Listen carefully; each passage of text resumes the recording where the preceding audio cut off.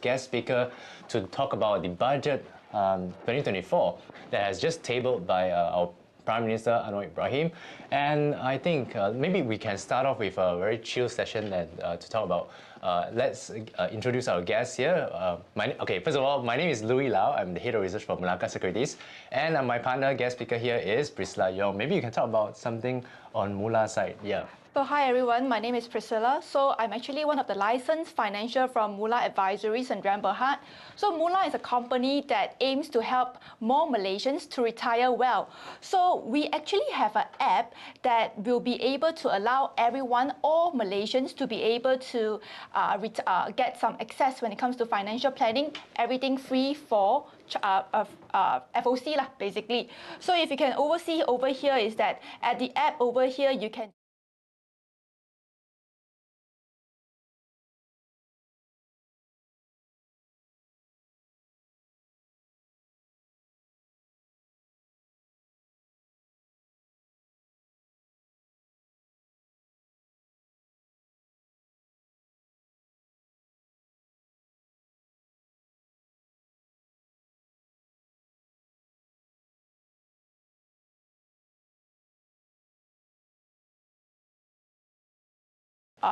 at your fingertips. Yeah.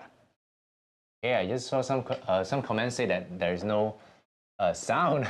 Okay, sorry about that. Let me introduce myself. My name is Louis, and today we are talking about the budget 2024, and we have just seen the Prime Minister tabled the budget 2024, and hopefully this will be a good budget. I mean, what do you think about it, Priscilla? Talking about this budget, first of all, I think I want to say that throughout this, over the course of over the 10 years, we have always been seeing an expansionary budget. So this round, let's talk about some personal finances before we go into deep dive into all this development expenditure and things like that. So on the personal side, what do you think about all these taxes? Because today we are talking about do we expect more taxes, right? So, yep. We have seen a very surprising note on this SST, increase to 8%. I don't know what you feel, Priscilla. Maybe you can put in some of your thoughts on this. And in the first place, I thought that GST will come back. Yeah, true. So in a sense that luckily they didn't come back. It's just that the SST, they increased it 8%. But SST, rest assured that it is only impact on the essential goods. So for example, food, your other essential items is still maintaining 6%. Yeah. So that's a blessing in disguise, I would say. Yeah. So, but however, they will increase on 8% for other items, correct? Yeah. I think they are expanding the scope, to maybe some brokerage services and things like that, and also some other, maybe they consider as luxury entertainment areas. They will charge more SST, but definitely it will be perhaps I'm not too sure what is the details, but I saw that there is a brokerage services. When you are providing these brokerage services, perhaps you are also be you will be charged 8%. So perhaps in our Melaka Securities, we might be getting charged. Yeah, getting charged. Similarly, with Mula Financial Planning as well, we'll get charged with the 8% SST. Yeah. So that would be the impact for both our companies. Yeah, certainly. That is one part of it, because that will be your when you use your money, then that's where you get charged. But also we saw some of this luxury tax, and I think this is really targeting like M40 or T20, or even people that wants to buy luxury item to keep to show off. But certainly this luxury tax, I think it's more like to target the T20. That the optics is to getting some money from the... Yeah, maybe also control a bit of the spending as well, because from what I know is that luxury goods like Louis Vuitton, Chanel, their price is already increasing quite significant every year.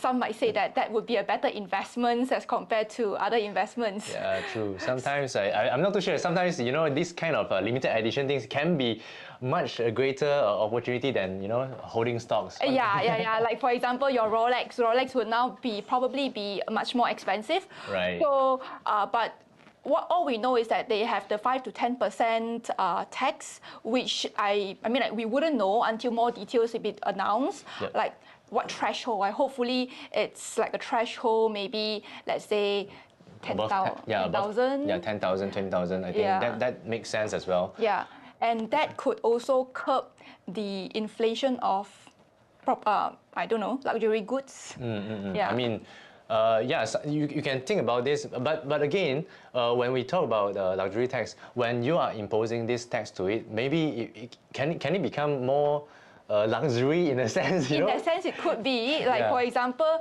Chanel and Hermes, they increase their pricing every now and then, but people are still going after it because they have a mindset is that if I don't buy now, it will get a higher price. Yeah, exactly. So when you want to buy the thing when it is being like taxed on the luxury tax, it may go up even higher than before. Yes, that's right. So I'm not too sure whether this will happen or not, but let's look into that later on. But I also saw that there is another tax called capital gain tax. But this is actually not related to our stockbroking related. It's on unlisted shares. Yeah, so I mean, this one I can chip in my comments, which I think most of the market traders and investors are actually quite concerned about quite concerned about it earlier on. Then right now, since that it is on unlisted shares, so let's give an example. It's like Farm Fresh Berhad buying perhaps Inside Scoop. So those are unlisted shares. So that may be the area that they're targeting. So if there is any merger acquisitions coming along that is on the unlisted space, perhaps that is charging, giving some revenue towards the government.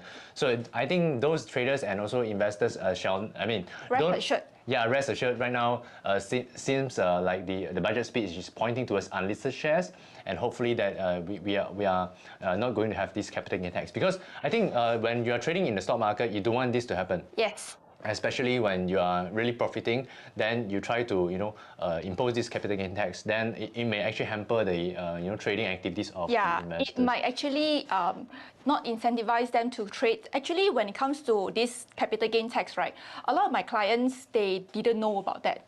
They still have the confusion saying that, oh, if I earn from my capital market or even my shares, I get taxed on that.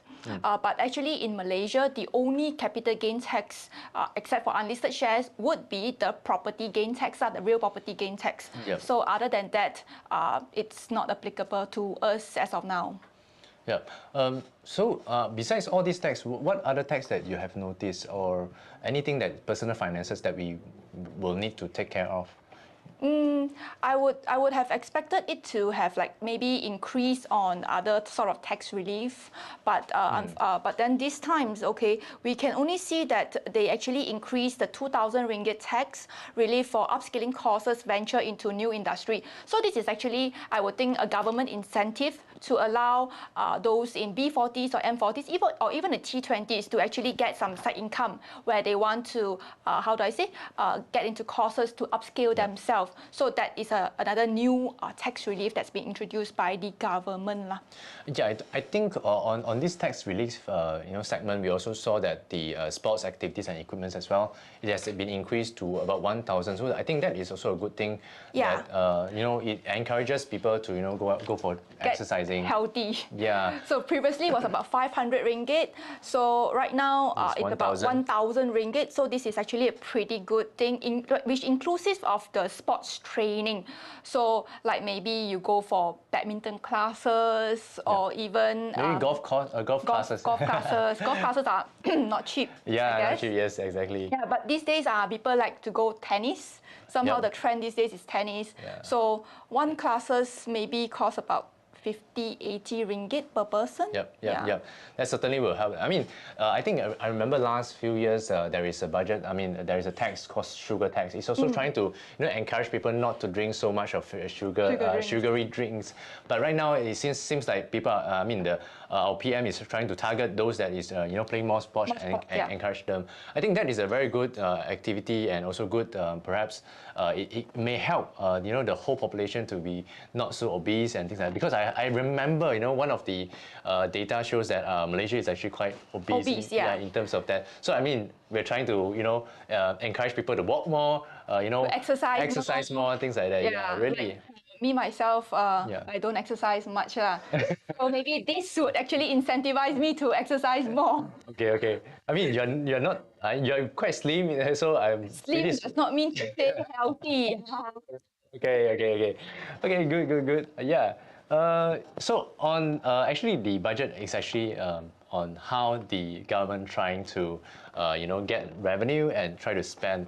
So this round I've seen the numbers is 393 billion in Which terms is a of record, right? Yeah, it's a record. It's another record. So it's considered as an expansionary budget. So every year we try to expand the budget because we are trying to see where can we spend the money into. So this round, I remember the development expenditure. So which means that out of this budget itself, about 70% or 75% is actually related to the operating expenditure. So which means that they pay the salaries and things like that to the civil servants.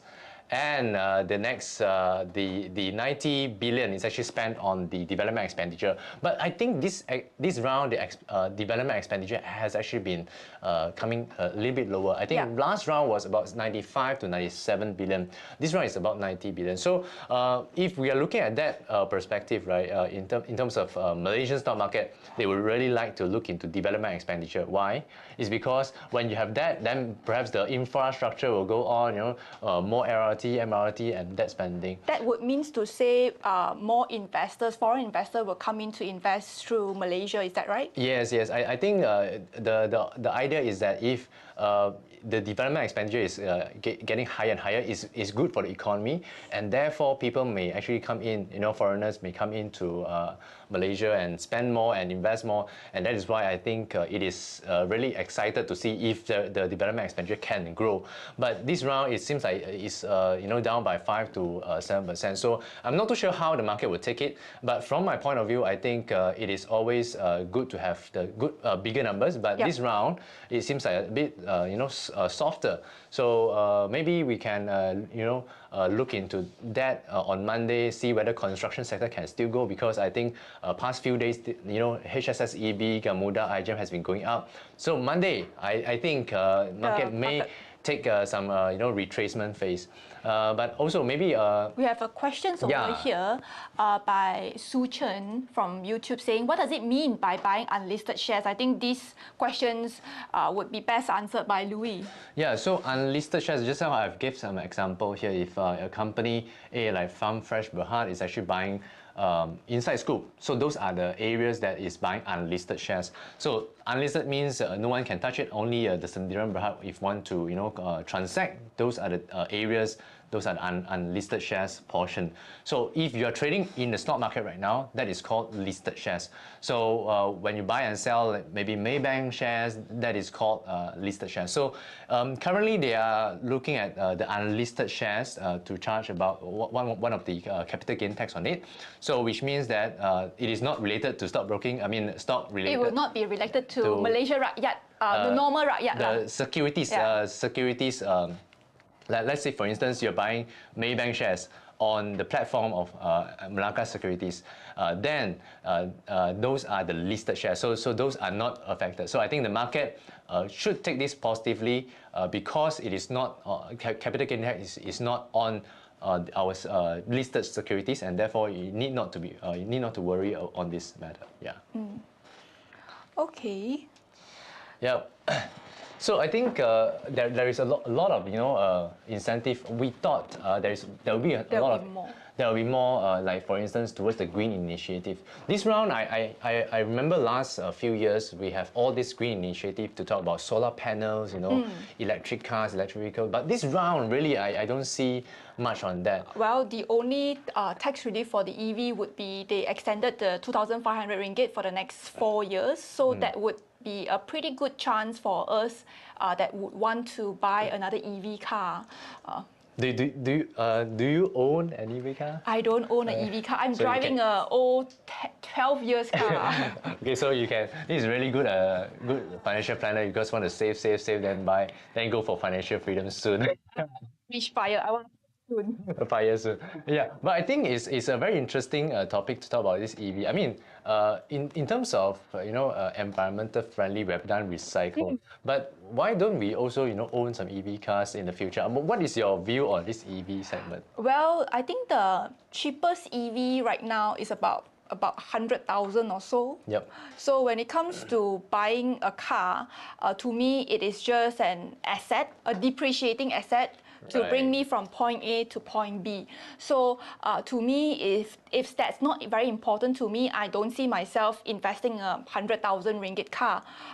But it could be different for every other people. So my perspective of comfort would be very, very different. And so long that if, let's say, you want to buy a EV car and it's within your budget and within your cash flow, by all means, go ahead.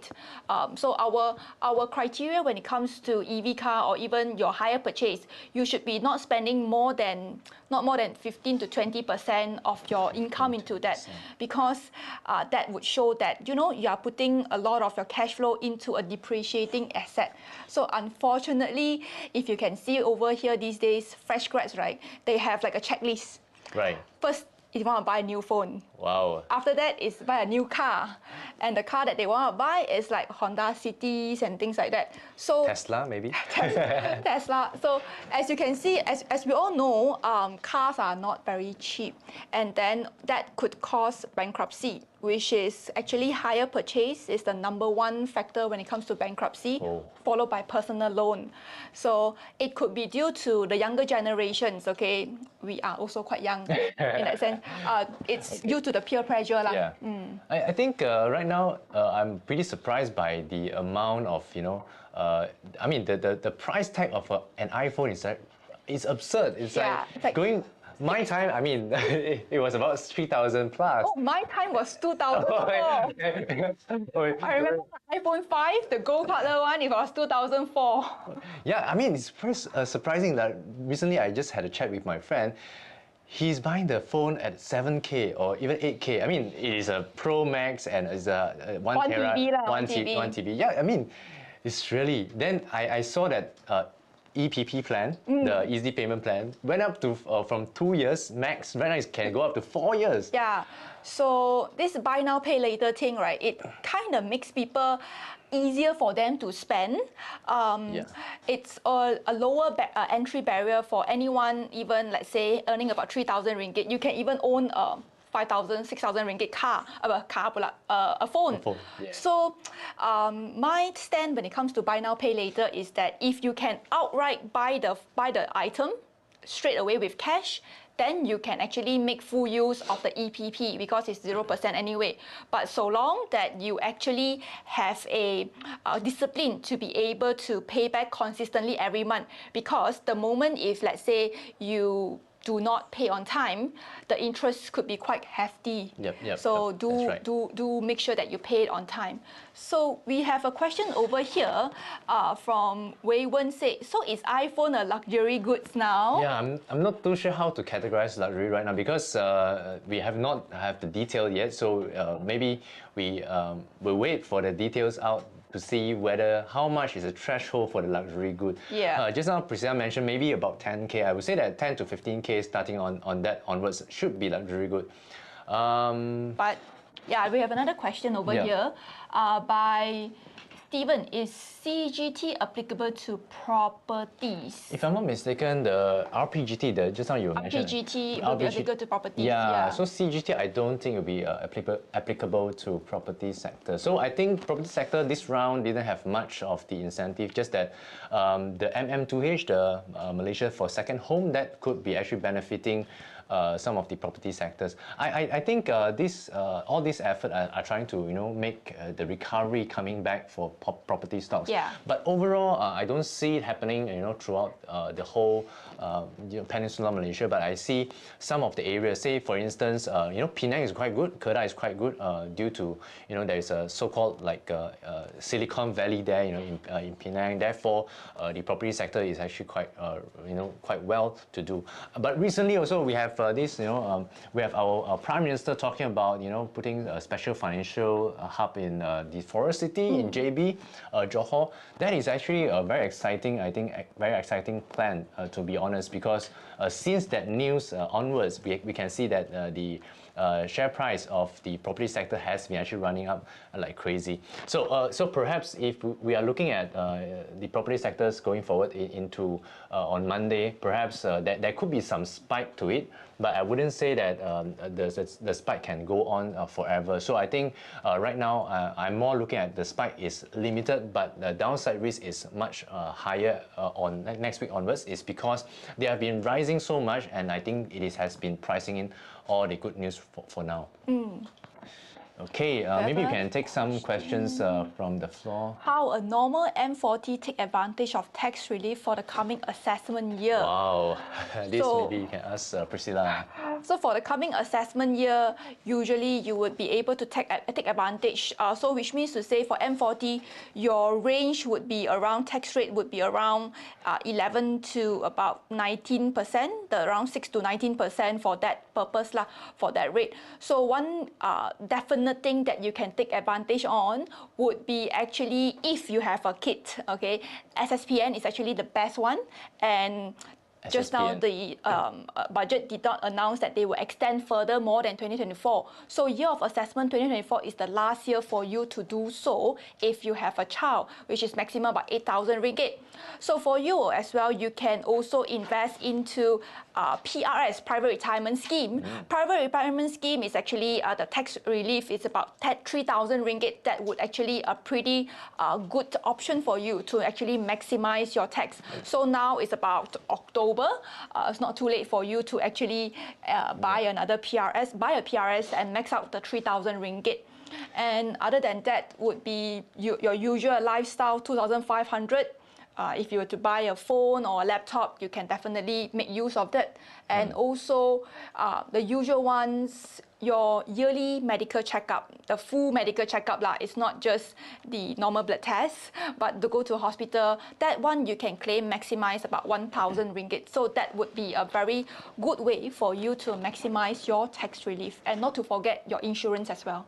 Just now you mentioned the SSPN will end in 2024. Year of assessment 2024 is the last year. How about PRS? PRS, they did not mention anything, so as of now, it's still the same. Ongoing? Ongoing, okay, yeah. Okay, yeah. That's great news. I mean, I think this PRS is a very, very, very good thing, to let people save more. And I think from your perspective of personal finances, you also have to jaga more. But what can Mula help in this sense, personal finance? Do you have anything that that can provide to our audience to say that if you join Mula, how can you save and how can you retire? Because just now you mentioned a lot about this retiring and FIRE kind of thing. Yeah. So perhaps you can share with us on this Mula, or maybe you can show us the app to guide us through, and how an audience here can actually take advantage of Mula as to guide them for retirement. Yeah, so when it comes to retirement, right, or when we ask our clients, they will say that, when it comes to my retirement, it's all about my EPF. Yes. My EPF is my retirement plan.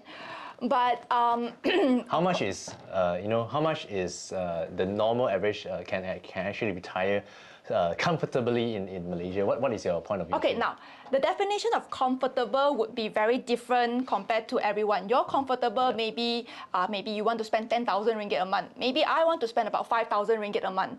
So in a more, how do I say, if you want to know it clearly, how much you will actually need when it comes to your retirement, you can actually just download the Google this app, Mula app, via our QR code over here, and it is entirely free. There is no how do I say, no catch or whatsoever.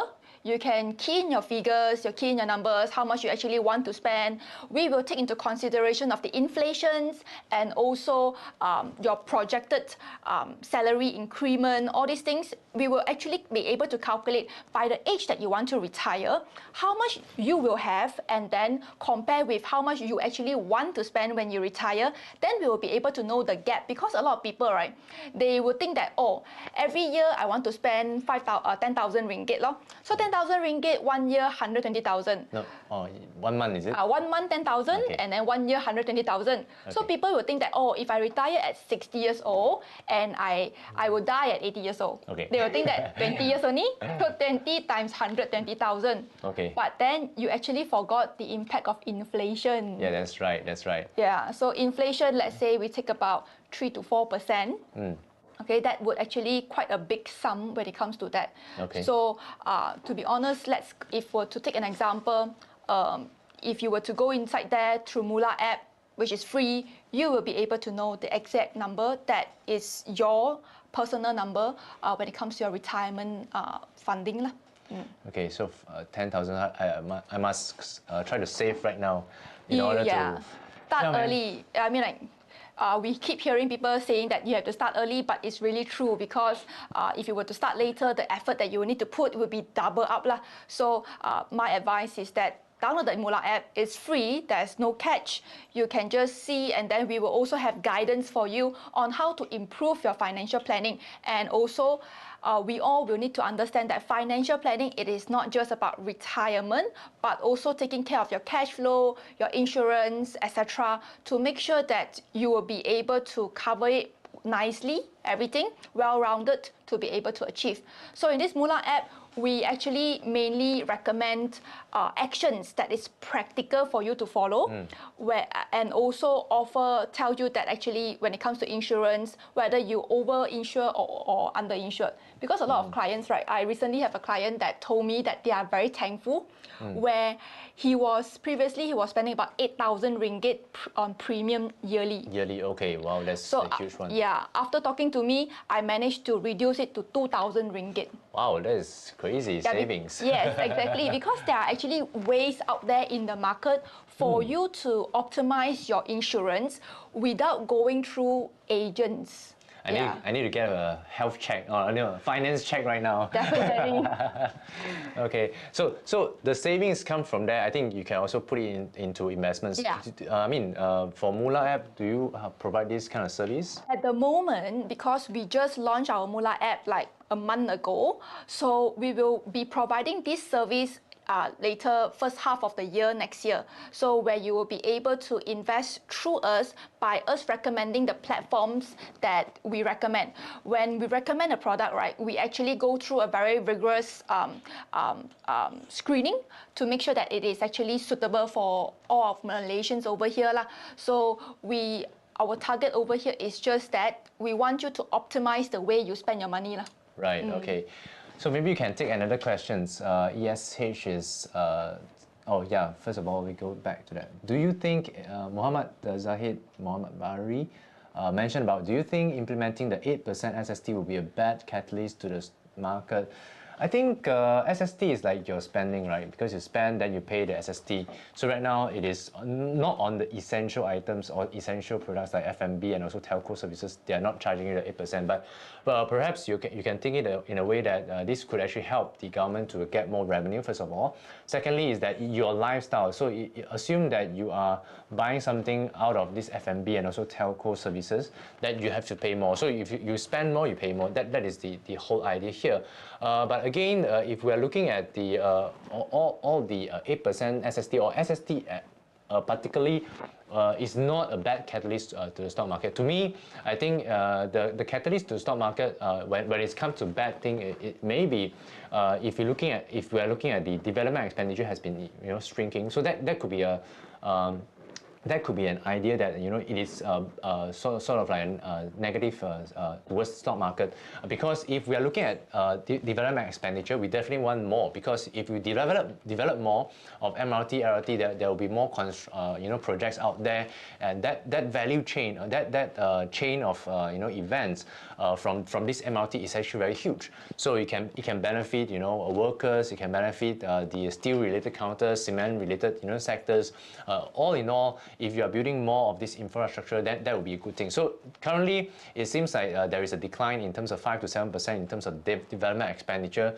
So that could be actually sort of like a negative thing towards stock market, because people anticipated more beforehand. So like two weeks ago, you know, construction sector was on the way up. Over the past few weeks or so, the property sector has been up as well. Building material is up as well. So again, when they are pricing in all this before the event, and when the event has happened and it did not meet the expectation of the market, that could actually provide some downside risk. So next Monday, I'm not saying that there could be a market crash, but I'm saying that, you know, there could be some retracement or profit-taking activities, you know, in the market on that segment. So I would say that to summarize, that 8%, will it be a bad catalyst for the market? I don't think that will be, but I think specifically towards the sector of that has been running into the event, right now it may be trying to take profit from that point.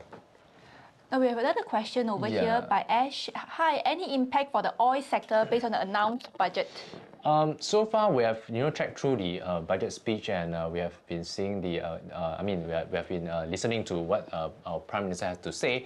I don't see any huge, you know, coming in for this oil sector. And when we say not much, it means that there isn't, you know, like projects or like Pengerang project to 2.0, something like that. But the government is actually looking at to reward on the reinvestments on the company. So, for instance, if the company is having you know, reinvestment, they would have some allowance, you know, rebate back to them. So that is so-called, you know, targeting the petrochemical areas and things like that. So the only thing that we can see from that this budget is just that the allowance on the reinvestment of reinvesting your you know, your capital in perhaps your R&D and things like that. That could actually benefit them. Okay, but other than that, I think oil sector is just very neutral. Nothing much to talk about that part.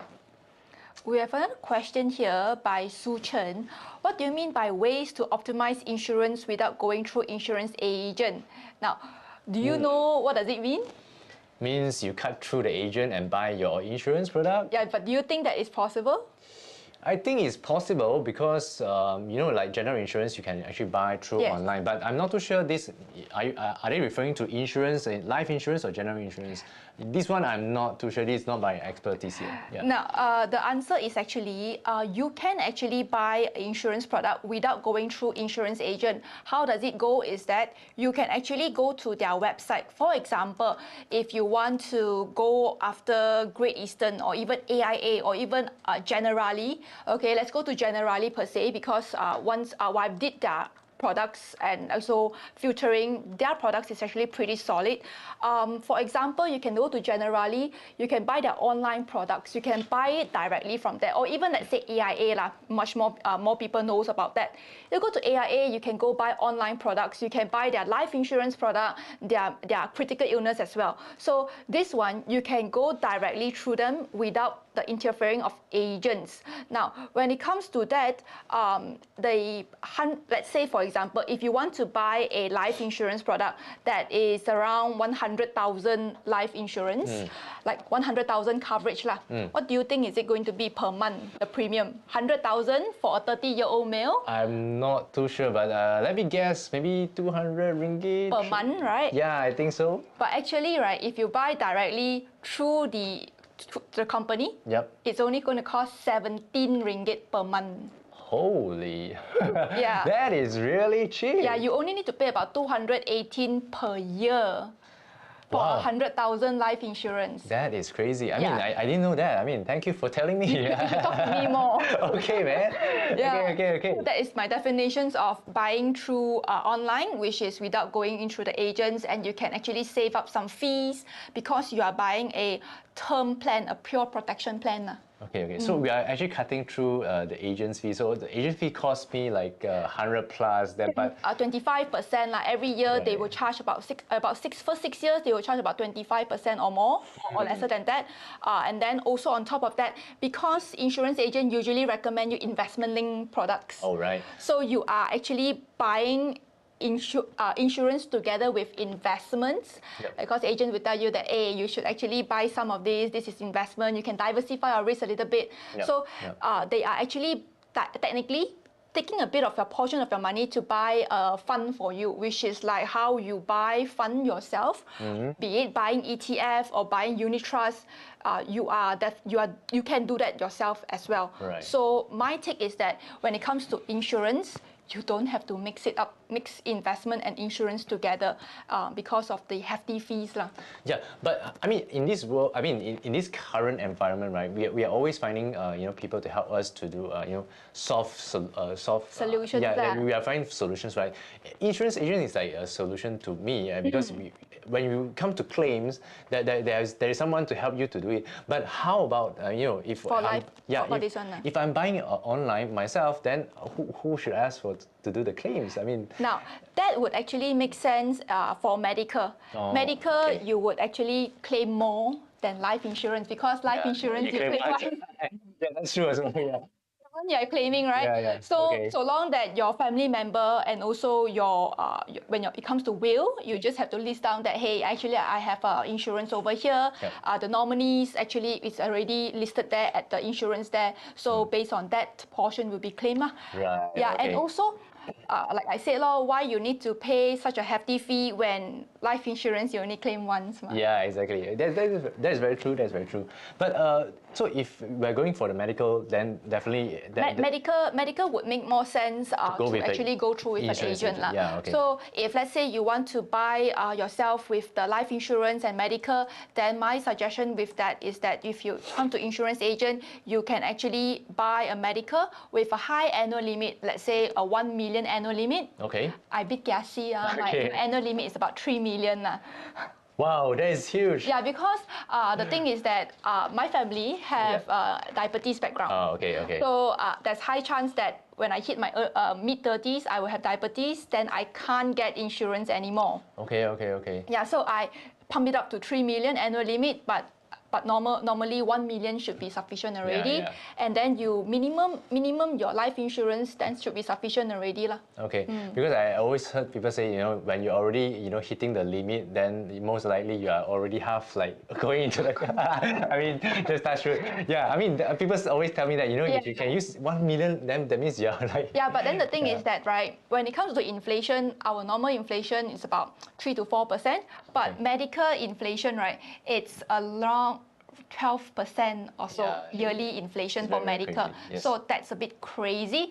Yeah. And the fact that it is actually increasing every year, one of the factor is when you go to hospital, the doctor won't ask you, what's your sickness?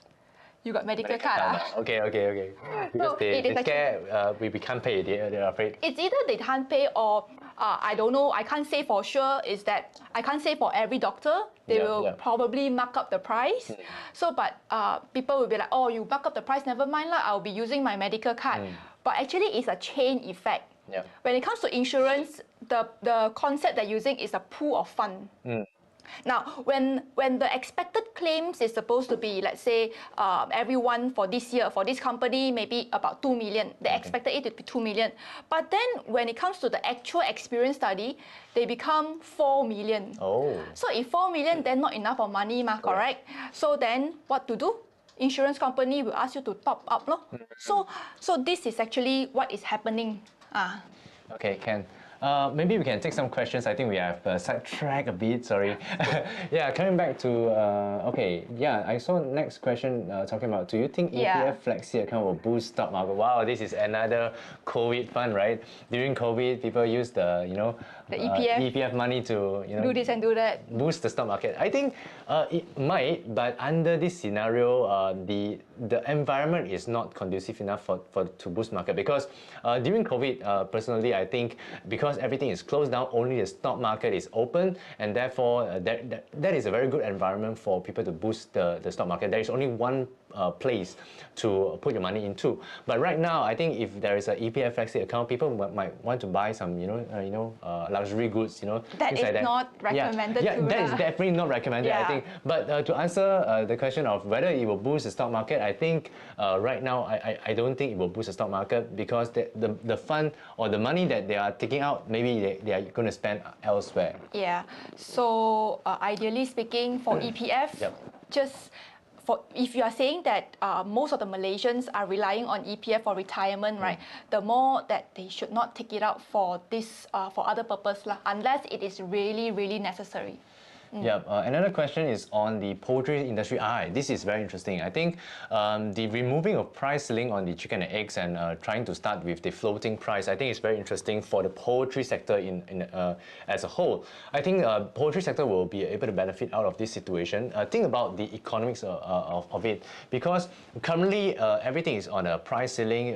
Government are subsidizing, so which means that the new entry, players are coming in. They will need to sell at fixed price, and they cannot really expand. But this actually will boost the whole industry to flush with more people coming into the industry. And when the industry poultry sector is having more supplies in terms of chicken and eggs, then the mechanism of floating price will make sense, because when more supply is coming in, then the price of chicken and eggs actually will go down. So I think for this itself, you can actually I think it has been reflected in the stock market since over the past 2 to 3 quarters. For instance, look at PWF, look at Teo Seng. There has been going up so much in terms of share price. I think it is because that in January itself, government has actually mentioned to talk about this rationalization of subsidy program to come out, and that is why this round the budget it is all about targeted subsidies. We are talking about the poultry sector. We are talking about the TNB, the electricity as well, and also the diesel as well. So all these are actually good for the so-called sector, because poultry sector will have more people coming in, because it is not the there is no ceiling price for those things already, the chicken and eggs, and therefore people might think to look at the floating price, and people might come in. So the industry will be more vibrant, and therefore it will flush with more supply, and therefore the price will actually maintain at a good pricing going forward. So, but again, it will take some time for people to start rearing chickens and things like that before the industry can actually be more vibrant. But for the time being, it's definitely we need to see how do they craft the details of this poultry sector or the targeted subsidy going forward. So I mean, saying is one thing. We want to reform the targeted subsidy program, but again, when it comes to execution, I think we need to see sharp razor execution before we can see any results. Yeah. There's a lot of questions coming in. Nicholas, which particular sector in Bursa we can keep in view after this budget, which could be advantageous? Like I said, I think poultry sector will be one of the beneficiaries. I'm eyeing this year I'm eyeing on the poultry sector, because since January they have mentioned about this rationalization of subsidy program, and therefore that is very on time, because since I think few months back they have been mentioning to increase the selling price, but that will not solve the issue of food security. And comes to this, I think food security will be one of the key issue going forward. So that's why when they are going into the floating price, it makes sense for people to come in and flush the market with all these chicken and eggs supplies. Yep. I think that is the only sector that I can see more beneficiary. To come back to the construction sector, maybe not as not as positive as we think earlier on.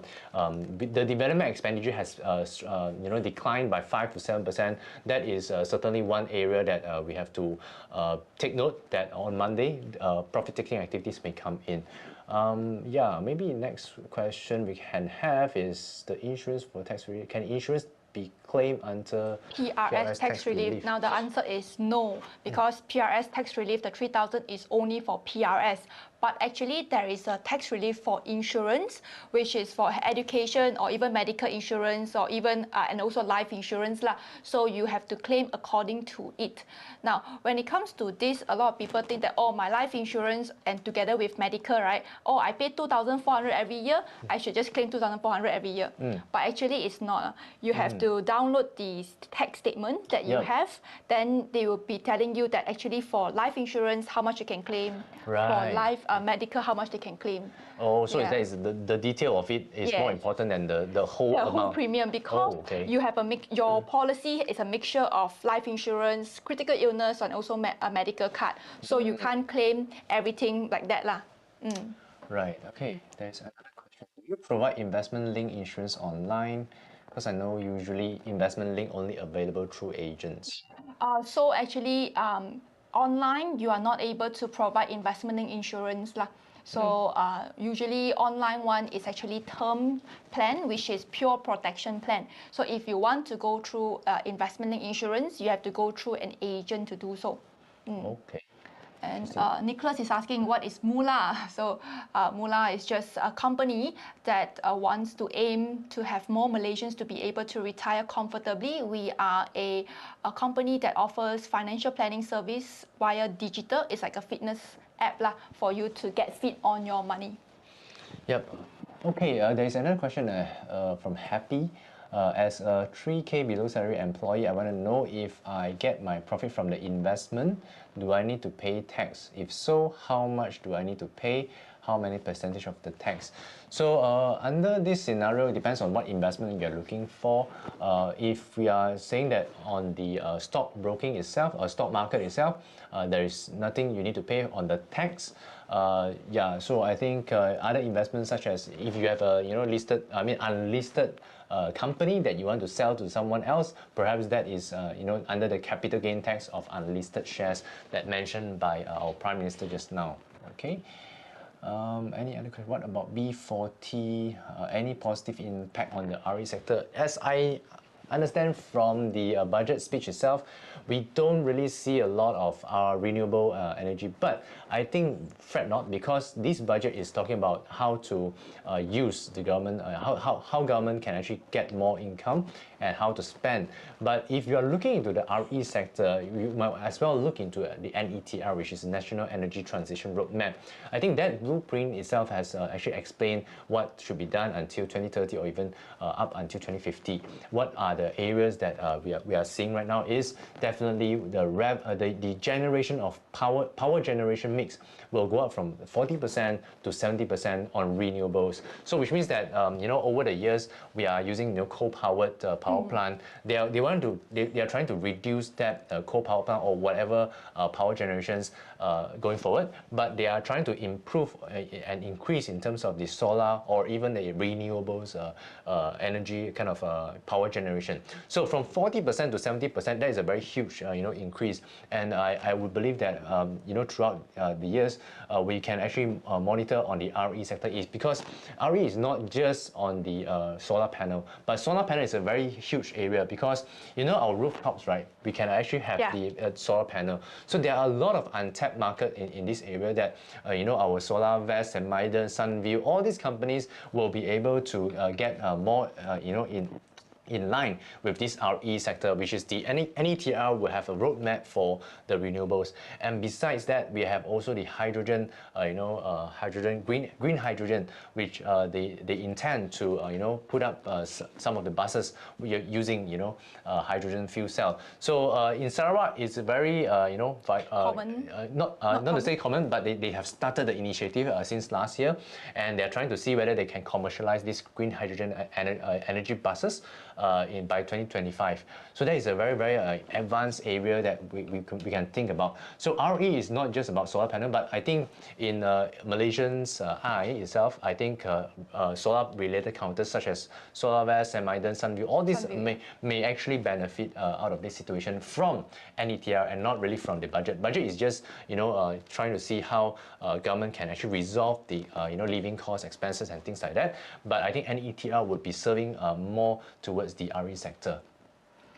Okay. Yeah, actually, just now Xiao Ke-ai is asking, what about B40? For B40, I think that would be the increase of the Sumbangan Tunai Rumah. Previously was about 3,100 ringgit. Now they actually increased it to 3,700 ringgit. So that's one of the initiative by the government to actually contribute more to the B40s. Yep, I think on this B40 itself, right, when they have more cash in hand, they can have some disposable income, then perhaps they can also, market perspective, they can actually look into some consumer sectors. Yeah. So for instance, maybe Padini or even some of the, Farm Fresh Berhad for investment opportunities. But those are very broad because you don't know where will they spend the money to, right? Yeah. Some people buy iPhones, some people buy car and houses or whatever it is. But again, when we talk about consumer as a broad base, I think from food itself, like Focus Point, Specs, Komugi, or even BJ Food like Starbucks, they can also spend that. So which means that it is very fragmented, and we can't really pinpoint towards which sector or which subsector under the consumer will benefit. But generally speaking, people might be able to spend more. So I think that is the whole idea here. That would actually improve our economy in that sense as well. Yeah. When people spend, definitely it will, the economy will start rolling and things like that. So I mean that is a very broad view on how we think about the economy. But again, when we talk about economy growth pace, our PM has actually mentioned that next year itself we are looking at 4 to 5% growth, which is quite in line with the world economic growth and things like that. So after COVID environment, we certainly need to continue to grow. If not, we are always in the contractionary phase, and I don't think that is very healthy for the country. But again, this budget I think is still expansionary, and I think it should be able to continue us with good growth in terms of our economy going forward. The next question, Eugene is asking pro and cons of investment link and non-investment link medical insurance. Well, the most important thing, the most important thing when it comes to medical insurance is that you will need to get it while you are healthy still. Okay, but when it comes to pro and cons of investment link insurance is that for non-investment link, towards the later years, right, the premium amount that you will have to pay would be much, much higher. So if I'm not mistaken, for a 50-year-old client, if getting an investment link insurance, the premium could be around 4,000 to 5,000 ringgit per year. But a non-investment link could go up to 7,000 per se as well, because there is no investment funds being supported over there. So the money that you put in will be the actual fund, actual cost. But when it comes to investment link medical card, some portion of it will then be used to actually buy some funds that would then cushion the impact of the premium. You don't have to pay higher premium later on. But again, when it comes to investment link, nothing is guaranteed. Yeah, that's right. So I think investment link products are also quite, I saw that, sometimes it can go negative as well. So, it can go negative. So that's why it's also quite, risky to do that. To do that, yeah, exactly. So for example, right, some of the products are being said that, oh, you only need to pay for 6 years, then it will sustain you until like, let's say 100 years old. That is actually, might not be true because it also depending on the fund's projection or funds actual returns. So if the returns did not perform as what they projected it to be, there would be a chance that beyond the 6 years already, you might have to pay premium again. Okay. Shin mentioned, what is your view on EV-related stock market after the budget 2024 presentation? Okay, so on EV side, also there isn't much to talk about, but I saw the motorcycle, electric, electric motorcycle could be one of the areas that people are looking at, but there isn't much to look at it. To be honest, I would expect more because just like we have mentioned, when we think about whether we want to invest in EV, first of all, it's definitely the price point.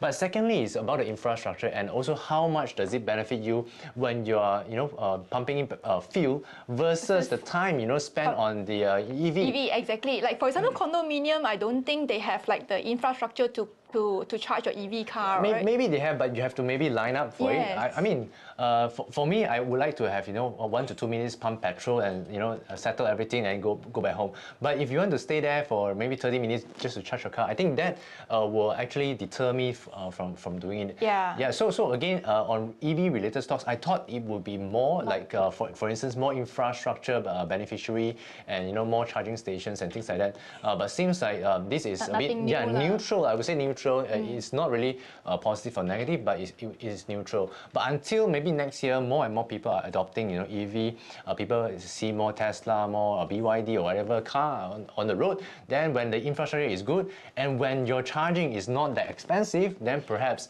you know, more people will get an EV car by then. Yeah. I think if really we can get a 50,000 EV car, I think that will be great. But right now seems like the lowest price point is about 100,000. Which is the brand like what? The Aura? Aura, don't know what. I forgot already. Yeah. Yeah. Neta. So I think that's my view on the EV. So EV related stocks, I don't see a lot of them that has been running, and therefore on Monday or next week itself, I think it should be slightly neutral. Yeah. Okay. So I guess that's. Wait, where can I find Moolah? So there's the link is there already. Okay, so that's about it. Any other closing remarks from you, Priscilla, for this budget? Maybe just do some summary on it. I think the budget actually kind of make people more conscious of their spending and so on. So when it comes to that, perhaps it's not a lot of new tax relief incentives being provided. So let's just, you know, do our own part to make sure that when it comes to your personal finance, it's being well taken care of. Don't just rely on EPF, especially when it comes to the flexible EPF. Don't go and take it out for your own leisure expenses. I think that is very, very important. I mean, you might want to try to, you know, start investing, you know, through M Plus Online, M Plus Global, and try to get, you know, maybe 6% dividend out of this investment product. I mean, we're saying that you want to use your money in a better position, try to grow your money from the money you have. I think this is the QR code for the downloading of the M Plus Global app. Right now, we are not only, you know, you're not only able to just invest in Malaysia, but you can also invest in Hong Kong and also US stock markets. I think that is the place where you want to, you know, grow your money. Yeah. And to you know, sum up today's budget, you know, webinar.